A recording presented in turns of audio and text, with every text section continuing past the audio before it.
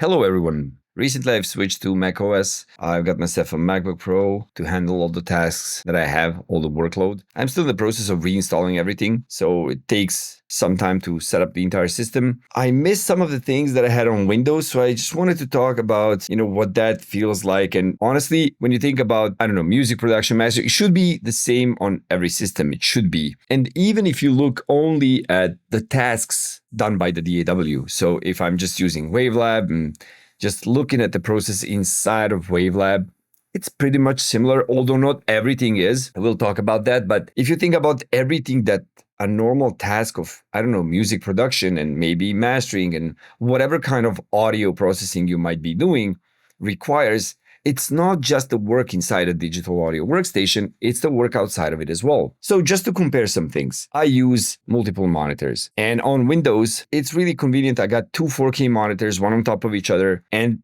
just one monitor, even if it was 8K, was not going to work. Even with all the window management, to me, it's not the same. Maybe it's actually better. I would have to try that out. In the size that I have them, I think this is 28 inch. The 4K display doesn't work for me. It's really tiny. So everything becomes really tiny. And yeah, I can handle it for some tasks, but it gets hard when you're doing something precision based, like when I'm resizing files and I have to grab that handle at the end of the audio clip, it gets kind of tedious at some point if there's a lot of that to do. And with some albums, there is. For that reason, I use scaling. So Windows has scaling, and I can show you right here that the settings for that scaling on Windows, for me, on both of the screens, are at 150%, meaning that the actual resolution is 4K, but it's scaled to 150% of that resolution. So it's somewhere around 2K.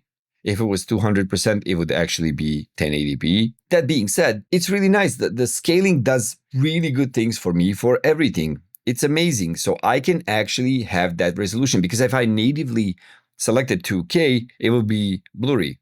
It wouldn't be that good because it's somewhere in between. It can't do 2K.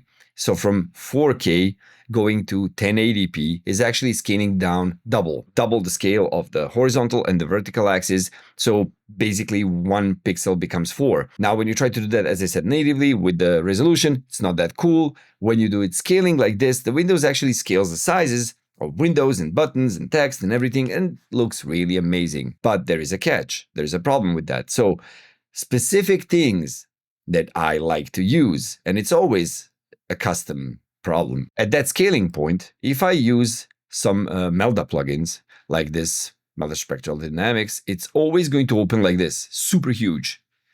And then when I try to move it, you see now it's moved here, but it somehow went like full screen.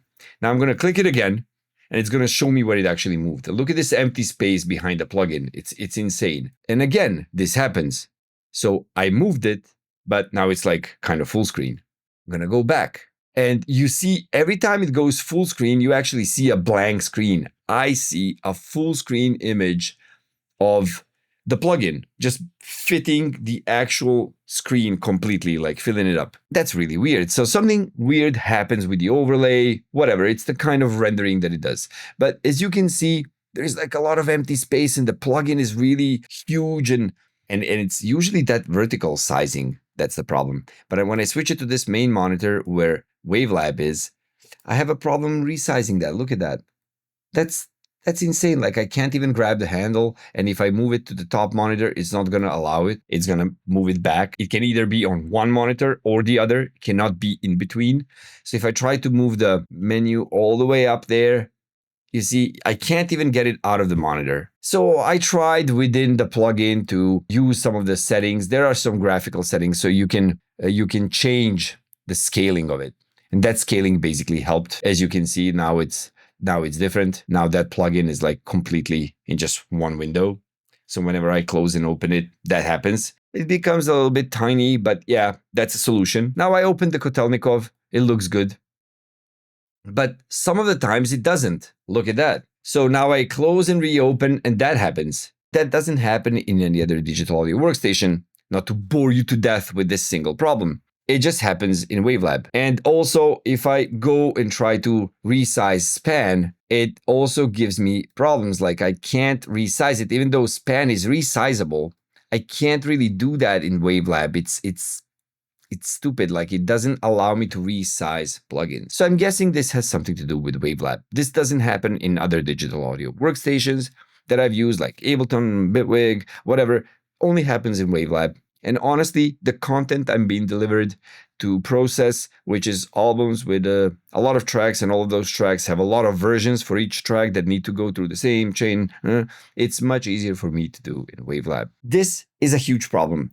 Now, that scaling is much better on Mac. So all of those scaling settings that it has for different resolutions that you can put on his monitor, on the laptop, and maybe on the second monitor, or the third one as well, seems to me like it works better. I don't see that clear blurriness in everything once I go with that scale somewhere in between whatever resolutions were. Seems to me that it works a lot better. Correct me if I'm wrong. I'd really appreciate somebody's knowledgeable advice about this. As I said at the beginning of the video, there are other tasks that you have to do when you're doing any kind of work. Nothing ever happens only in the conformity of your digital audio workstation. There are other things to do. If you're just making beats, I'm not just saying just to diminish the value of making beats. I'm saying if you're only making music and some beats, then you export that and just send that file to somebody using your email, WhatsApp, whatever you're using. I'm guessing that's fine. I have needs from my Finder, read it, Windows Explorer, and actually Windows Explorer was really quite enough for me. Everything I needed to do in Windows Explorer was available. I could always do it, and it was quite easy to do.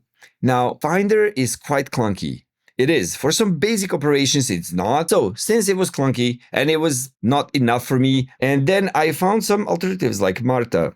So Marta is an alternative to Finder, has two windows, so left and right. And basically it's like Norton Commander that we had in MS-DOS so long ago, and Total Commander later in Windows that emulated that kind of scheme of where you can use two windows and open two folders. And usually that's what you do. Like, you have two locations that you want to deal with most of the times. So just open two of those and you can copy, move, edit, all of that stuff. You can compare two folders. That's what you at least could have done in like Norton Commander and those programs on Windows. Now, this is really nice for handling tasks like copying a lot of files, renaming, whatnot, but it's not like Finder is completely unusable. It's just I wanted something more complex. Why not? Something that's going to make my job easier of handling all those files for all those albums and all that mastering. And the problem I got into with all of them, and I did get a Forklift, Commander 1 Pro, got a couple of those. So a lot of them also have integration for Google Drive and Dropbox. And alongside all the permissions I had to give them to be able to access the Dropbox and do all of that stuff, a really important feature was missing. So let me show you the difference. If I right-click on any file in Finder, a file that is in Google Drive, it's going to give me these context menus from the Google Drive. So I can make any file available offline. I can open it in Google Drive. If it's offline, if it's on my hard drive, I can make it available only online. It means that it's going to delete the local copy and just keep the one that's on the cloud. And I do a lot of that for specific files. I do that for Google Drive. I do that for Dropbox. And even though some of the context menu things do appear in some of those file managers, these for making things online and offline, that's keeping a local copy or not, are lacking in all of them. Even though, as I said, I already allowed them access to my Dropbox to give them special permissions, none of that worked. So I think it's the integration with the operating system that's basically lacking for these third-party applications that the Finder has and they don't. I think I'll live by just using Finder to do one part of the job and using these others to do the other part of the job. So that's basically it. My biggest pet peeve with this is the file management right now. Maybe I get to something else later. If you have any better advice for me, leave it in the comments. If you hate my stupid glasses, say that in the comments as well. If you're not subscribed, please do. It would help the channel. If you like the video, give it a like. And if you don't know what I'm talking about half the time, the link to the course that's 40 plus hours long and it's completely free thanks to 11.org is going to be under the video. See you in the next. Ciao.